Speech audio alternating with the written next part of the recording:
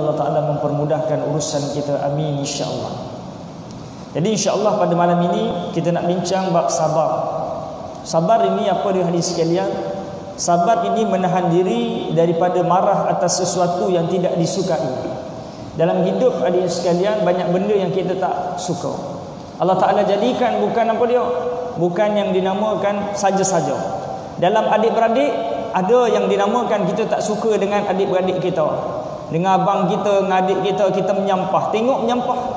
Kenapa dia? Kerana hutang yang dia tak bayar setahun dah. Kita ada yang kita tak suka yang dinamakan kawan-kawan kita, jiran-jiran kita, konco-konco kita. Kenapa dia? Kerana adalah.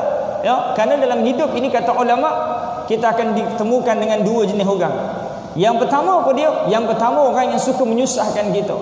Tujuannya supaya kita dapat pahala yang dinamakan pahala sabar.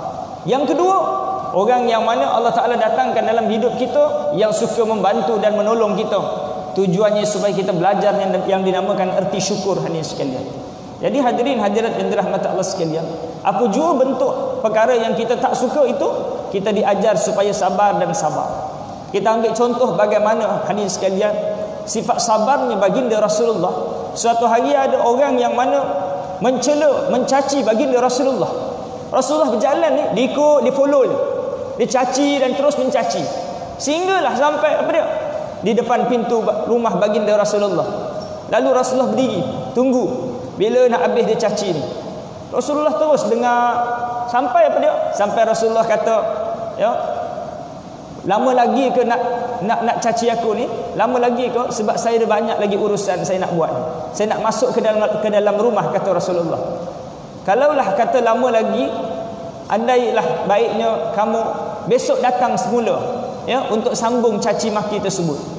Hebat je akhlak baginda Rasulullah ini apa dia hadis sekalian. Sehingga apa dia? Menyebabkan orang tersebut berdiri tergamam.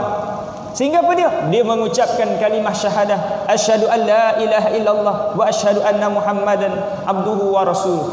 Allahu akbar. Masuk Islam hadis sekalian kerana akhlak baginda Rasulullah. Kalau kita hadis sekalian, ada orang apa dia? Caci maki kita ikut sampai ke rumah. Kalau kita tak kena gaya hadis sekalian, masuk rumah ni kau tunggu. Ya, kita ambil parang, kita bagi satu das. Ya, kita libas sekali, betul tak? Itu akhlak kita. Tapi akhlak baginda Rasulullah dah. Siap offer lagi offer. Ya, besok datang lagi. Ya, kalau caci maki ni panjang sangat, tak siap hari ni, besok datang lagi sambung. Allahu akbar. Itu hebatnya akhlak baginda Rasulullah. Dengan sifat sabar tersebut menyebabkan pada orang tertarik dan masuk Islam hadis sekalian. Hari ini hadis sekalian, emosi kita dalam grup-grup WhatsApp dan sebagainya, kadang-kadang kita nak sampaikan mesej Islam, kita nak sampaikan dakwah, tetapi bila tak ada nilai sabar, menyebabkan apa dia? Orang makin jauh dan jauh terhadap agama Allah Subhanahu wa taala. Kita nak tegur adik-beradik kita, tapi kita tegur dalam keadaan apa dia? Dalam keadaan dalam grup WhatsApp yang seolah-olah memalukan dia. Kita nak tegur kawan-kawan kita, tapi kita tegur dalam keadaan halayak ramai, seolah-olah memalukan dia. Hadirin sekalian, sebab itu pentingnya sabar. Ya, diajarkan dalam agama kita. Seterusnya hadirin sekalian, dan menahan lidah daripada mengadu kepada yang lain daripada Allah Subhanahu wa taala. Hadirin sekalian, kita tempat adu kita di mana? Di WhatsApp tu tak? Di story-story WhatsApp, story-story Instagram, story-story apa dia? Facebook. Kalau kita ada masalah, kita tak tahu mengadu pada Allah, tapi kita ngadu kat Facebook, betul tak? Hari ni apa dia? Hari ni saya tak dapat makan. Hari ni saya apa dia? Hari ni gaji tak masuk lagi. Semua kita ngadu dekat Facebook. Kita nak perhatian daripada manusia. Salah ke? Tidak. Tapi apa dia? Tapi hadis sekalian, kalaulah sebaiknya kita mengadu kepada Allah Subhanahu wa taala, itu lebih baik. Ustaz, bukankah Allah Taala dah tahu dah? Tak payah mengadu pun Allah Taala tahu. Ya, tapi Allah suka pada hamba-Nya yang mengadu dan meminta pertolongan kepadanya. Allahu akbar. Muslimin muslimat hadirin hadirat yang dirahmati Allah sekalian, seterusnya kata Al-Imam Al-Ghazali rahimahullah, sabar adalah merupakan ketabahan dorongan agama melawan dorongan hawa nafsu. Apabila dorongan agama tabah melawan dorongan nafsu sampai dapat dikalahkannya, maka hal itu bererti kemenangan pasukan Allah, dan orang yang memiliki sifat ini termasuk golongan orang-orang yang sabar, yakni tahan uji. Hadis sekalian, apa maksud kenyataan ini? Mungkin ada di antara kita yang sedang bergaduh. Ya, Kita ni hadis sekalian, kita ada kemampuan untuk berdebat dan berlawan. Ya, kita tinggikan suara kita nak menyatakan kita yang benar. Katalah hadis sekalian, ada di antara kita yang mampu menahan sabar meskipun dia boleh marah, meskipun dia boleh menang dalam perdebatan tersebut, maka dialah orang yang menang, bukan yang kalah. Hadis sekalian, kita dalam keluarga misalnya, kita sebagai ayah, bila anak-anak kita berkelahi kan, ayah biasa buat macam ni. Bila anak-anak kita bergaduh, ya, ini mesti abang yang patahkan pensel ni. Dah, abang tak patahkan, ayah mengalah, ayah yang patahkan. Nampak tak? Adakah ayah tu kalah? Tak. Tapi ayah itu apa dia? Meredakan keadaan. Ya, kita menang daripada melawan yang dinamakan apa dia? Amarah. Kerana marah ini datang daripada setan. Kita dalam berkelahi di antara suami isteri misalnya, hadis sekalian. Ya, kadang-kadang yang salah tu isteri. Tapi apa dia? Tapi kita mengalah misalnya. Adakah kita kalah? Tak. Mengalah bukan bererti kalah, tetapi apa dia? Mengalah ini kita menang daripada godaan syaitan. Hadirin hadirat yang dirahmati Allah sekalian, sabar ni tidak mudah. Ya, tetapi siapa yang boleh sabar, Allah ganjarkan yang dinamakan syurga Allah Subhanahu wa taala. Sabar adalah fardu ain atas tiap-tiap mukallaf. Sama ada sabar mengerjakan taat yang wajib, atau sabar meninggalkan maksiat, atau sabar menghadapi bala. Sabar ini hadis sekalian terbahagi kepada 3. Ada ulama tambah lagi 1/4. Yang pertama apa dia? Sabar ketika menghadapi ujian. Dalam hidup hadis sekalian macam-macam ujian. Daripada saat lahir sampai sekarang macam-macam ujian Allah Taala datangkan. Sama ada ujian itu datang fokus kepada diri kita, ataupun apa dia? Diuji pada orang di sekeliling kita, yang menyebabkan kita juga diuji oleh Allah Taala. Bagaimana? Contohnya kita meriang-meriang, demam. Ya, kita baik, ya, tapi apa dia? Yang demam anak kita pula. Bila anak kita diuji jugalah. Diuji itulah. Kita anak baik, mak kita pula demam. Kita tak boleh kerja, berhenti terpaksa ambil cuti nak jaga mak kita. Diuji jugalah, diuji. Walaupun yang dikatakan ujian tu bukan pada diri kita, tetapi orang di sekeliling kita. Ya, ujian ini hadis sekalian dia akan berterusan dan berterusan. Hadis sekalian, ada satu ketika yang mana pada ada seorang hamba Allah ni, dia berdoa kepada Allah Taala, nangis lama dia berdoa, hari demi hari, sampai suatu ketika malaikat ni dia rasa kesian dengan seorang hamba Allah ni. Lalu dia kata kepada Allah, ya Allah, susah sangat ke kamu nak memperkenankan permintaan hamba Allah ni tersebut, sehingga apa dia? Sehingga dia ni menangis lama minta kepada kamu tak perkenankan.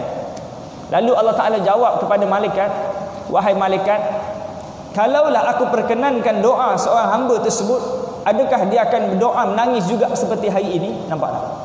Nak bagi tu hadis sekalian, tujuan Allah Taala datangkan ujian demi ujian ini untuk mengikhlaskan di setiap doa-doa kita. Untuk apa dia? Untuk kita sentiasa bersungguh-sungguh dalam meminta kepada Allah Subhanahu taala. Bukti datangnya ujian ni hadis sekalian, kita sembahyang jadi lama, betul tak? Tapi bila kita seronok, nikmat banyak, harta banyak, sembahyang jadi kejap, doa jadi kejap, wirid jadi kejap. Kerana apa dia? Kerana dunia kejar kita hadis sekalian. Maaf, kita kejar dunia, ya. Tapi kalau kita kejar yang dinamakan agama Allah Taala, dunia akan kejar kita. Kita tak perlu susah-susah mengejar dunia. Sebab tu hadis sekalian, antara hikmah ujian ini datang, ya, tujuannya apa dia? Supaya kita semakin dekat dan dekat dengan Allah Subhanahu wa taala. Orang mukmin ni hadis sekalian, bila dia faham konsep ujian ini, dia akan sanggup bersabar di dunia berbanding apa dia? Berbanding dia perlu sabar di akhirat. Kerana yang dinamakan di akhirat itu hadis sekalian, satu apa dia? Satu kehidupan yang bersifat infinity, tak ada penghujung, dan mana apa dia? Di sana adalah tempat siksaan untuk orang-orang yang banyak dosanya di dunia, yang mana azab itu jauh lebih hebat berbanding ujian-ujian di dunia. Sebab itu orang mukmin ni hadis sekalian, dia rela dia diuji di dunia berbanding dia diuji oleh Allah Subhanahu taala di akhirat kelak. Bila kita tengok yang dinamakan sakarat al-maut ini sekalian, sakarat maut ini, ya, yang dinamakan apa dia? Yang dinamakan sakitnya diriwayatkan dalam banyak kitab, seolah-olah dikumpulkan digunting diri kita. Seolah-olah sakitnya sakaratul maut itu dikumpulkan sejumlah gergaji diri kita. Kalaulah yang dinamakan sakit wanita mengandung dan melahirkan anak itu barulah satu daripada 99 juzuk kematian hadis sekalian. Sakitnya sakarat maut itu bagaikan apa dia? Bagaikan yang dinamakan diambil pedang itu dilibas sebanyak 1000 libasan pedang. Sakitnya sakarat maut itu bagaimana hadis sekalian? Sakitnya sakarat maut itu bagaikan kita direbus hidup-hidup. Bagaikan kita apa dia? Bagaikan kulit kita direntak. Allahu Akbar. Hadis sekalian. Oleh itu, bila orang mukmin dia sedar betapa ujian di dunia ini yang dia perlu sabar ini untuk menolak ujian yang lagi besar yang dinamakan sakarat maut itu, yang dinamakan di padang mahsyar Allah, yang dinamakan di titian mizan Allah Ta'ala, maka dia sanggup bersabar dengan ujian-ujian yang dilalui saat ini hadis sekalian. Saya percaya dan yakin di sini kita ada apa dia? Macam-macam penyakit. Ya, yang duduk dalam masjid ini ada penyakit gout, kencing manis, darah tinggi, sakit jantung, asma dan berbagai-bagai lagi penyakit, sakit dengkul, macam-macam. Kenapa Allah Ta'ala datangkan dalam kitab Tanbihul Ghafilin sebut di sekalian? Di kala mana hujung usia penyakit dan penyakit ini datang dan datang, tujuannya apa dia? Tujuannya supaya apa dia? Supaya dengan ujian tersebut dapat meringankan ya kesengsaraan kita di akhirat. Sengsaranya kita di dunia ini terlalu sedikit yang perlu kita sabar, berbanding kita jauh lagi apa dia? Kesengsaraan di negeri akhirat ni sekalian. Bagi orang mukmin maka apa dia? Maka dia rasa gembira, kerana bukanlah yang dinamakan ujian yang datang ini tanda kemurkaan dan kebencian Allah terhadap diri kita, tetapi yang dinamakan ujian demi ujian yang bertubi-tubi itu datang tujuannya untuk mendekatkan diri kita kepada Allah Subhanahu wa taala. Hadirin hadirat yang dirahmati Allah sekalian, dalam hidup ini kita tak ada pilihan melainkan untuk bersabar. Kenapa kena sabar? Katalah kereta kita dilanggar orang hadis sekalian. Kalau jenis orang Melayu ni biasanya ya, dia akan apa dia? Dia akan sumpah seranah lah. Ya, silap-silap dia tambah 7 keturunan. Ya, aku tak halalkan 7 keturunan misalnya. Ya, hadis sekalian, apa yang kita dapat? Yang pertama kita dapat yang dinamakan kereta kita remuk. Ya, kereta kita apa dia? Kereta kita remuk. Yang kedua yang kita dapat apa dia? Yang kita dapat tak ada apa melainkan apa dia? Melainkan ya sumpah seganah yang hanya mendatangkan dosa sahaja. Tetapi orang yang mana dia bersabar, hadis sekalian, dia akan apa dia? Dia cuma hanya kehilangan satu saja, iaitu mungkin kenderaan dia, tetapi dia tidak kehilangan yang dinamakan pahala-pahala ni sekalian. Biarlah setiap ujian itu menatijahkan pahala, janganlah yang menyebabkan ujian itu menyebabkan kita menjadi kufur hadis sekalian. Muslimin muslimat, hadirin hadirat yang dirahmati Allah sekalian. Yang kedua, ujian apa dia? Ujian yang dinamakan ya apabila apa dia? Menahan diri kita daripada membuat dosa dan maksiat. Ini ujian besar untuk anak-anak muda kita hadis sekalian. Diberi kenikmat yang dinamakan kesihatan, sehingga apa dia? Sehingga mereka merasa kagum dan bangga dengan kesihatan tersebut, tak nak datang majlis-majlis ilmu. Ada juga hadis sekalian diuji pada siapa dia? Golongan-golongan otai-otai, veteran-veteran pun tak nak datang kuliah. Bila kita kata haji, marilah kita pergi kuliah-kuliah, nanti tunggu pencen. Dah pencen, haji jom pergi kuliah, sambung kontrak tak datang kuliah lagi. Allahu Akbar. Ada yang nanti aku pencen, aku pergi K-pop. Apa K-pop? Kuliah Persatuan Orang-orang Pencen. Hadis sekalian, jangan bertangguh. Ni ujian kesihatan. Kenapa dia tengok jasad dia tu kan? Allah, muda lagi ni, belum kedut. Umur 70 macam 17. Tak datang kuliah, tak datang. Kenapa dia tertipu dengan kesihatan? Anak-anak muda kita tertipu dengan kesihatan. Bang, jom pergi masjid. Let lu ya. Enjoy dulu tu dah. Kenapa tak nak datang kuliah? Kerana dia tertipu dengan nikmat sihat dia. Kan kita kan selalu doa, ya Allah, bagilah aku sihat ya Allah. Mudah-mudahan dengan kesihatan ini aku boleh mudah ibadah. Betul ke? Betul lah doa tu. Tapi tak betul sebenarnya apa dia? Tak betul dari segi apa dia? Tak betul dari segi realitinya. Realitinya orang sihat lagi tak datang ni sekalian. Kalaulah ada di antara kita yang umur 70 macam 17, confirm tak datang masjid ni sekalian. Ya, dia naik motor Wisuku tu, ya, dia sama-sama dengan umur 17 tu. Datang merempit naik motor tu sama. Nak bagi tahu apa dia? Ya, nak bagi tahu dengan sebab sakitlah kita boleh datang. Majoriti yang duduk dalam masjid ini yang ada sakit ni sekalian. Sakit lutut, sakit gigi, kencing manis, macam-macam sakit. Nak bagi tahu menyebabkan kita sakit, kita ingat kepada Tuhan. Ya, yang kita doa, ya Allah bagi aku sihat, nescaya aku datang masjid. Ya, yang sihat sekarang ni ada tak dalam masjid? Jarang. Betul tak? Anak-anak muda kita sihat tak datang masjid, betul tak? Ya, nak bagi tahu dia apa dia hadis sekalian, nak bagi tahu ujian ini tujuannya untuk kita mendekatkan diri kita kepada Allah Subhanahu wa taala, dan kita harus bersabar dengan ujian yang sedikit. Sedikit apa ustaz? Saya sakit ni dah 10 tahun dah. Saya gastrik dah 20 tahun dah. Saya sakit jantung dah 40 tahun dah. Semenjak saya merokok umur 20 tahun dulu. Sekarang umur saya dah 60, 40 tahun saya menderita sakit jantung. Apa yang sekejapnya? Jawapannya, tuan, sekarang umur tuan 60 tahun, adakah tuan akan sakit 100 tahun lagi? Dah. 50 tahun lagi? Dah pasti. 20 tahun lagi? Belum tentu. Nak beritahu dan sekalian, sakit yang kita hadapi akan hilang. Adapun pahala kita akan diangkat di sisi Allah Subhanahu wa taala, dan akan digantikan dengan apa dia? Dengan kurniaan yang sangat hebat di sisi Allah Subhanahu wa taala berbentuk syurganya. Allahu akbar. Betul hadirin hadirat yang dirahmati Allah sekalian. Ya, kenapa dia? Kerana orang mukmin jelas betapa masa depan dia adalah akhirat. Kalau yang di antara kita diuji dengan apa dia? Susahnya kehidupan di dunia ini. Orang lain gaji ustaz jadi peguam senang aja, tanda tangan je dapat komisen 3%. Ya, kalau rumah tu harga 300,000 dia dapatlah ya, berapa ribu? Ya. 3,000 ke berapa ke, kan? Senang aja dia dapat duit ustaz. Ya, yang kami ni kerja kilang ni 7-800 ni susah je susah. Jawapannya sama je. Berapa lama boleh susah? Tuan berapa umur? Umur saya 45. Berapa lama boleh susah? Susah ni sekejap je sekejap. Nak beritahu hadirin sekalian, kesusahan kita ini sekejap je sekejap. Tapi ada satu benda yang apa dia? Ada benda yang sangat berbahaya. Yang mana apa dia? Yang kita tak boleh tahan, iaitu apa dia? Ibadah. Ya. Tak ramai orang yang boleh apa dia? Tak ramai orang yang boleh menahan diri dia daripada apa dia? Daripada untuk ya menahan nafsunya. Ya, bila bunyi azan contohnya, boleh tak datang masjid, nampak tak? Ya, kenapa dia? Kerana roh yang lemah. Hadirin sekalian, bila sebut tentang iblis ini, kenapa dia tidak apa dia? Dia tidak respect dan dia tak nak mau sujud dengan Adam ini? Kerana yang dinamakan, dia mengatakan khalaqtahu min tin wa khalaqtani min nar.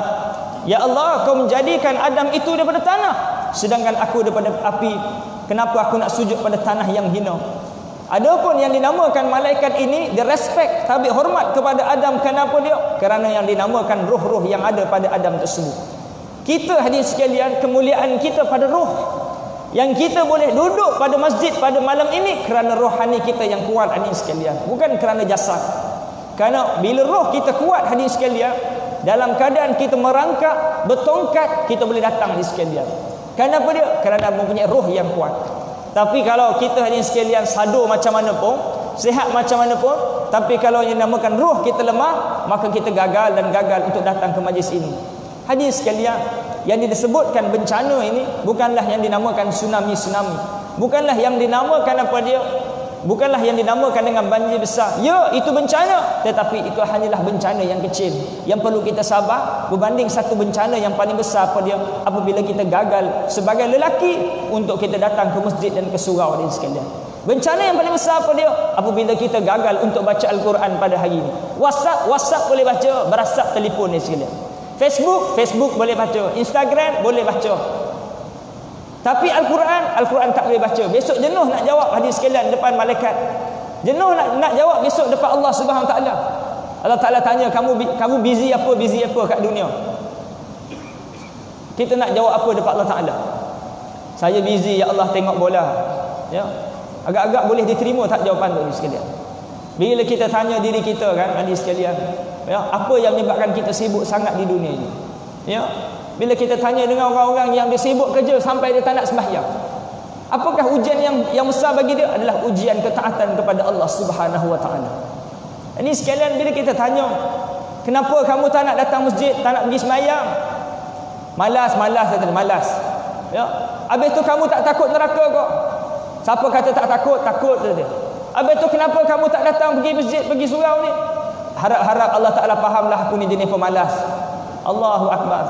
Ya, hadirin sekalian, ni bahaya orang yang mana apa dia nak masuk syurga, tapi dia tak ada pun usaha untuk apa dia, untuk menunjukkan diri nak masuk ke syurga Allah Taala. Kata Rasulullah apa dia, di akhir zaman ini ramai orang nak masuk syurga tapi kakinya melangkah seolah-olah menuju ke neraka Allah Subhanahu wa taala. Hadis sekalian, yang pertama tadi kita sebut apa dia? Sabar dalam menghadapi ujian. Yang kedua apa dia? Sabar dalam menahan diri daripada buat maksiat. Kemudian yang ketiga hadis sekalian, sabar dalam melaksanakan ibadah kepada Allah Subhanahu wa taala.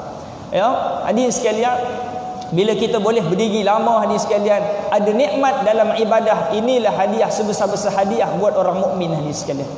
Dan yang dinamakan apa dia? Yang dinamakan azab bagi orang mukmin ataupun yang dinamakan hukuman bagi orang mukmin apabila dia gagal bangun qiyamul lail di malam hari, apabila dia gagal untuk membaca ayat Al-Quran, apabila dia gagal untuk mendapat khusyuk di dalam sembahyang. Inilah hukuman sebesar-besar hukuman untuk orang mukmin hadis sekalian. Bukanlah yang dinamakan hukuman dia apa dia apabila dia tak dapat motorway suku, apabila dia tak dapat rumah-rumah, tetapi hukuman yang sebenar bagi orang mukmin apabila dikala mana dia gagal untuk dia mendekatkan diri dia kepada Allah Subhanahu wa taala. Hadis sekalian yang keempat, hadis sekalian yang dinamakan ujian ini, sabar bagaimana? Sabar yang dinamakan Allahumma salli ala sayyidina Muhammad dalam menghadapi nikmat. Ni jarang-jarang orang sebut, dalam kitab ni pun tak sebut di sekalian. Bagaimana ustaz sabar dalam mendapat nikmat? Berapa ramai orang yang bila dia dapat kesenangan, dia tidak mampu bersabar dengan kesenangan tersebut, menyebabkan apa dia? Menyebabkan dia jauh dengan Allah Subhanahu wa taala. Dikala mana rumah-rumah dia semua ada home theater, ada wayang, ada swimming pool, rumah apa dia? Rumahnya ada 3, 4, 5, 6 biji kereta, diberi kesenangan, bila bunyi azan tak boleh datang, betul tak? Berapa ramai orang dia tak boleh sabar dengan yang dinamakan ujian nikmat. Berapa ramai orang yang dia tak boleh sabar dengan ujian kecemerlangan anak-anak. Dapat je kecemerlangan anak-anak ni, hari ni dapat keputusan SPM 9A, terus pergi tawaf satu kampung, pergi Medang, 5-6 tempat pergi, 5-6 gon. Kenapa pergi? Bang, banyak betul abang pergi Medang hari ni. Biasalah abang nak bagi tahu kat jiran-jiran bahawa anak kita dapat 9A SPM. Nampak tak? Tak mampu sabar dengan yang dinamakan nikmat. Bila orang tanya, Haji anak dapat 9A, macam mana Haji boleh anak dapat 9A? Haji hantar tuition ke? Tak. Memang keturunan hamba ni cerdik-cerdik pandai. Nampak tak? Ini yang dinamakan apa dia? Tak mampu bersabar dengan nikmat. Lalu dia berlaku ujub, riak dan takabur. Ini bahaya hadis sekalian. Seterusnya Allahumma salli ala sayyidina Muhammad.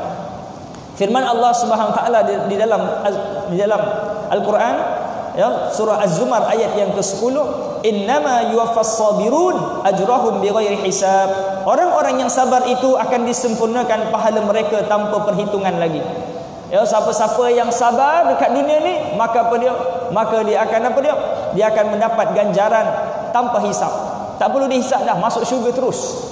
Ini sekalian, ni ganjaran untuk orang yang apa dia? Untuk orang yang boleh bersabar. Ini sekalian, bila kita faham dalam hidup ini, sabar inilah kunci kepada kejayaan dalam apa juz sudut. Yang dinamakan nak jadi seorang ayah yang berjaya, sabar. Yang dinamakan nak menjadi pelajar yang berjaya, sabar. Yang dinamakan nak jadi guru yang berjaya, sabar. Yang dinamakan nak jadi apa pun, semua sabar. Betul tak? Tak sabar tak jadi apa. Nak jadi pelajar yang cemerlang, nak jadi orang yang pandai, kena sabar. Nak jadi orang yang apa pun, mesti kunci dia sabar. Pesan pada anak kita, sabar. Kata Imam Ghazali, siapa yang tak mampu untuk menahan peritnya belajar, maka dia akan menanggung pedihnya bodoh seumur hidup. Nak bagi tahu anak-anak kita kan, bila belajar ni kena sabar, sikit je sikit. Bila kamu tak nak tanggung penatnya belajar, kamu akan tanggung pedihnya bodoh seumur hidup. Kita pernah pesan pada anak kita, nak berjaya, sabar. Nak jadi mak ayah yang hebat, sanggup apa dia? Sanggup berhadapan dengan situasi yang berbagai-bagai, sabar. Nak jadi, bila anak tu jadi baik, bila anak tu jadi soleh, bukannya tiba-tiba jadi soleh terus. Perlu usaha, perlu apa dia? Perlu cabaran, perlu apa dia? Perlu didikan yang berterusan. Sabar, kunci sabar. Nak masuk syurga, kuncinya sabar. Boleh datang masjid, datang kuliah, sabar kita. Duduk sekejap dengan kuliah, sabar. Boleh sembahyang sunat, bangun malam qiyamul lail, sabar kita. Sabar ni hadis sekalian sangat hebat. Siapa yang boleh sabar dalam hidup dia, maka insya-Allah dia boleh berjaya di dunia dan juga di akhirat. Sabda baginda Rasulullah, fi sabri ala ma takrahu khairun. Bersabar atas apa yang kamu benci adalah kebajikan. Ya, siapa yang boleh sabar, ya, itu adalah kebajikan. Ya, Ibnu Abbas radhiyallahu anhu berkata, sabar dalam Al-Quran ada 3 peringkat. Yang pertama, sabar mengerjakan fardu, hal yang mempunyai nilai 300 darjat. Ya, perkara ibadah ini bila kita sabar dapat 300 darjat. Yang kedua, sabar dalam meninggalkan larangan Allah, dan dia akan mendapat sebanyak 600 darjat, 600 ketinggian. Dan yang ketiga hadis sekalian, sabar dalam menghadapi malapetaka yakni bala, maka dia akan mendapat 900 darjat ketinggian. Dan begitu dia apa dia hadis sekalian, sabar ini tidak lain dan tidak bukan, ya, tujuannya apa dia? Untuk meninggikan martabat kita di sisi Allah Subhanahu wa taala. Ada di antara kita yang apa dia? Silakan.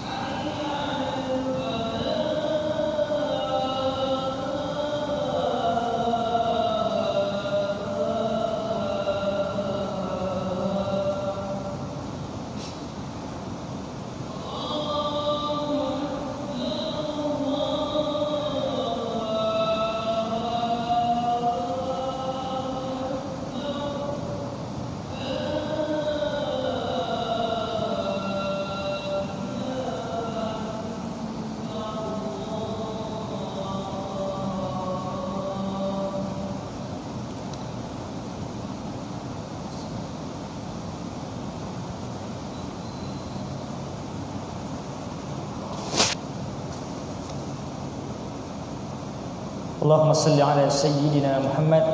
Di sekalian insya-Allah kita sambung sikit lagi berkaitan tentang sabar ini. Sabda baginda Rasulullah sallallahu alaihi wa alihi wasallam, al-imanu nisfan, nisfun fi sabri wa nisfun fi syukr. Iman ini terbahagi kepada dua bahagian besar, iaitu apa dia? Syukur dan sabar.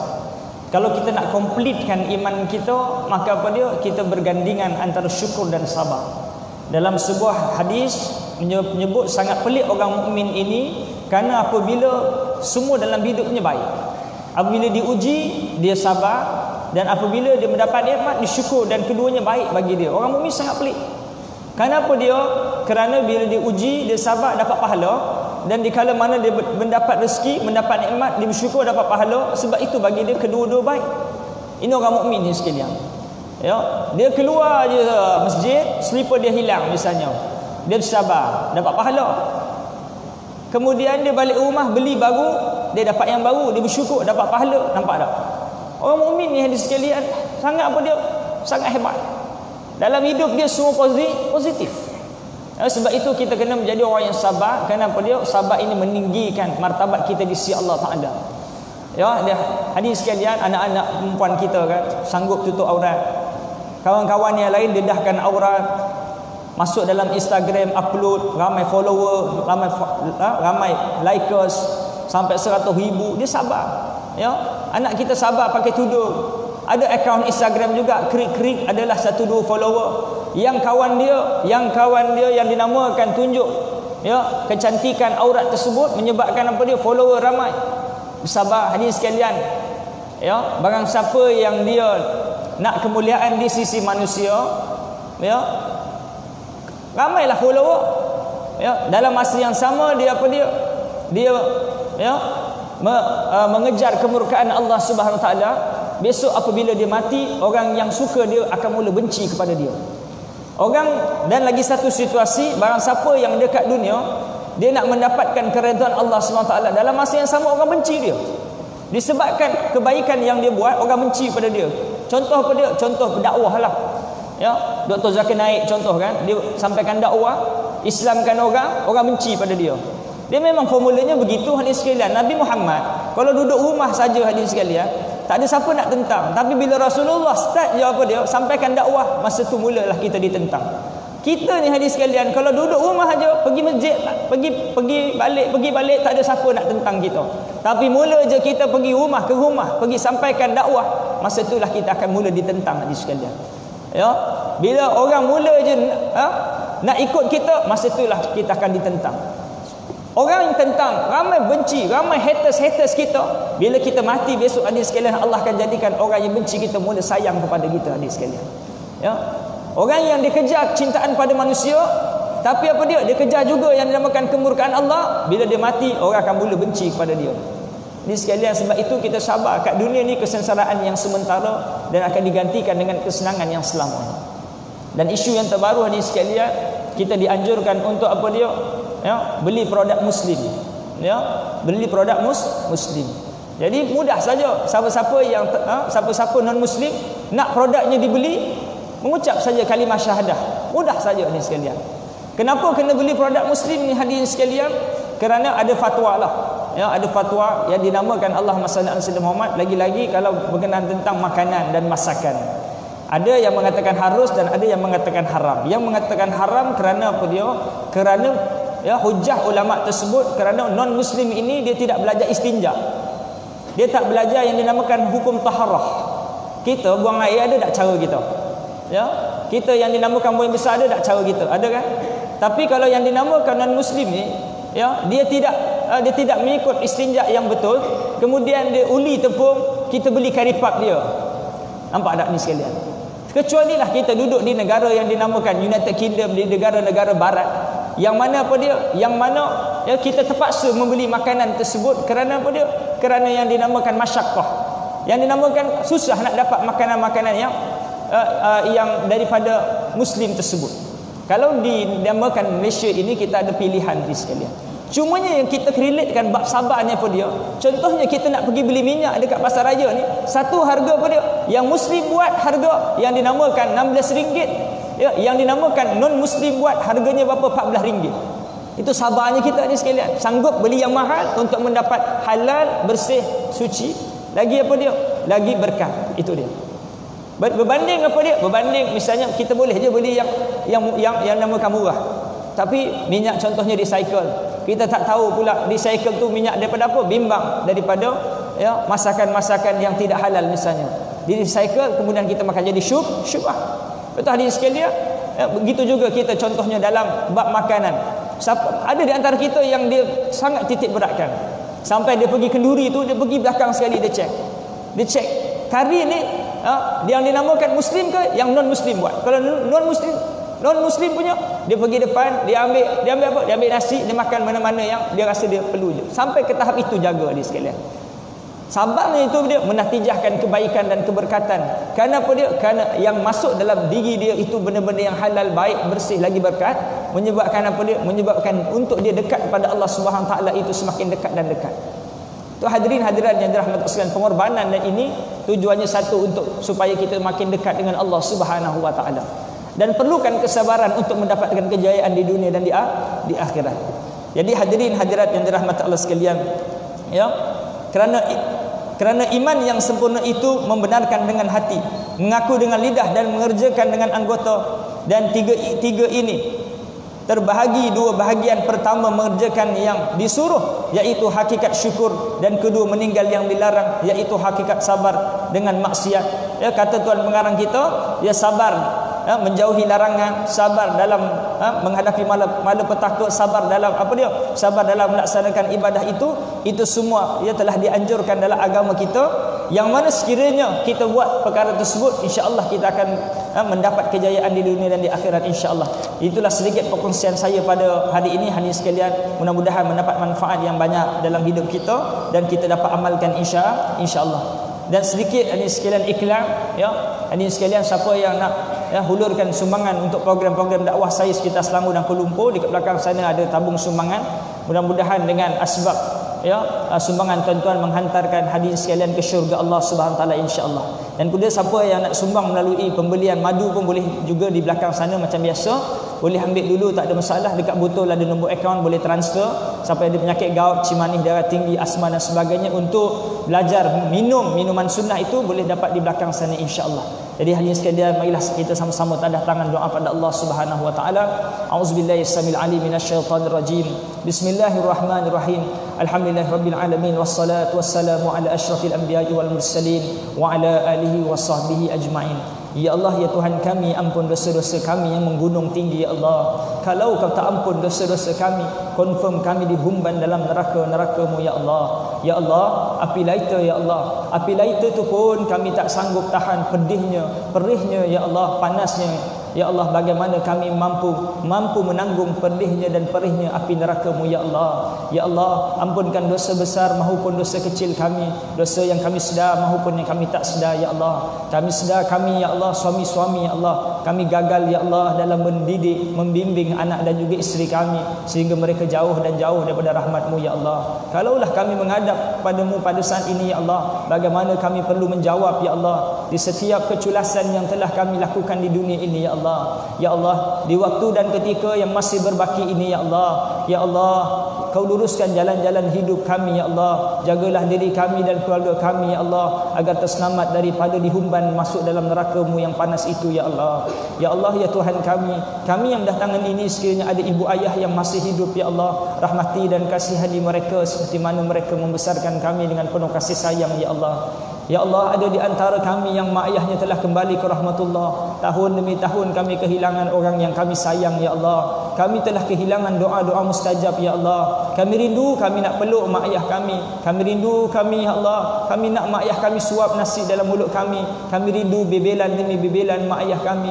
Kami hari ini sunyi daripada bebelan-bebelan tersebut, ya Allah. Ya Allah, ya Tuhan kami sedar, ya Allah, dalam hidup mereka, ya Allah, kami pernah mengguriskan hatinya, ya Allah, sehingga berderai air matanya laju jatuh ke bumi, ya Allah. Kami pernah mengecewakan mereka, ya Allah. Tergamaknya kami mengecewakan hati insan yang pernah bersusah payah membesarkan kami sehingga saat ini, ya Allah. Ya Allah, ya Tuhan kami bimbang dosa terhadap ibu ayah kami, menyebabkan kami dihumban dalam neraka-Mu, ya Allah. Menyebabkan rezeki kami menjadi sempit dan anak-anak kami menjadi nakal, ya Allah. Ya Allah, kami memohon, ya Allah. Kami memohon, ya Allah, jadikan tadahan-tadahan doa pada malam ini, ya Allah, penebus pada kesilapan terhadap ibu dan ayah kami, ya Allah, ya Tuhan kami. Ya Allah, mak ayah kami ada buat silap ya Allah, meskipun dalam hidup mereka ada buat silap ya Allah, jangan seksa dan bakarnya, jadikan kubur-kuburnya taman-taman syurga ya Allah. Ya Allah, kami yang berdatangan ini semua bakal jenazah ya Allah, kami semua akan meninggal dunia ya Allah, mungkin malam ni, esok maupun lusa ya Allah. Member-member kawan-kawan kami telah kembali ke rahmatullah lebih awal ya Allah, kami tak tahu apa nasib mereka ya Allah, sedangkan kami masih diberi hadiah umur ketika sampai saat ini ya Allah. Beri kesempatan yang banyak untuk kami beramal soleh ya Allah. Jangan ya Allah, jangan kau sia-siakan umur-umur kami yang berbaki ini ya Allah. Ya Allah, apabila di kala mana ya Allah kami dijemput menghadap-Mu ya Allah, sakarat maut itu datang ya Allah, maka ya Allah kau kembalikan kami ya Allah dengan sebaik-baik yang dinamakan husnul khatimah ya Allah. Sudilah anak kami, uruskan jenazah kami, mandikan kami, alirkan air ke jasad kami perlahan-lahan kerana sakitnya sakarat maut itu ya Allah. Sudilah anak-anak kami, kafankan kami, baluti kain ke jasad kami perlahan-lahan kerana sakitnya sakaratul maut itu ya Allah. Sudilah anak-anak kami ya Allah, sembahyangkan kami, iringi kami ke kuburan dan membawa kami perlahan-lahan ke liang lahat ya Allah. Langkah demi langkah, sorang-sorang tinggalkan kami, jangan biarkan kami sorang-sorang ditemani kali jengking dan ular ya Allah. Adalah anak-anak kami yang menghadiahkan hadiah terbaik berbentuk doa-doanya ya Allah. Ya Allah, kami yang berdatangan ini sekiranya ada sakit, sembuhkan penyakit-penyakit kami ya Allah. Kami yang berdatangan ini sekiranya ada hutang piutang, langsaikan hutang piutang kami sebelum ajal maut menjemput ya Allah. Kami yang berdatangan ini sekiranya ada ya Allah masalah kewangan, masalah keluarga dan sebagainya, beri kesabaran daripada kami dan bantulah kami ya Allah. Kami ada yang mana, ada yang jodoh-jodohnya belum sampaikan jodoh-jodoh kami ya Allah. Ada yang belum menerima zuriat, beri zuriat pada kami ya Allah. Sekiranya ada di antara kami yang ada anak, berilah anak kami soleh dan solehah ya Allah. Matikan kami dalam husnul khatimah. Rabbana zalamna anfusana wa illam taghfir lana wa tarhamna lanakunanna minal khasirin. Rabbana atina fid dunya hasanah wa fil akhirati hasanah wa qina adzaban nar. Wa sallallahu ala sayyidina Muhammad wa ala alihi wa sahbihi wasallam. Walhamdulillahi rabbil alamin. Taqabbalallahu minkum minna wa minkum taqabbal ya karim. Segala yang baik datang daripada Allah, kalimat atas diri saya. Aqulu qawli hadza wa astaghfirullahal azim li wa lakum wa lisairil muslimin wal muslimat. Wassalamu alaikum warahmatullahi taala wabarakatuh.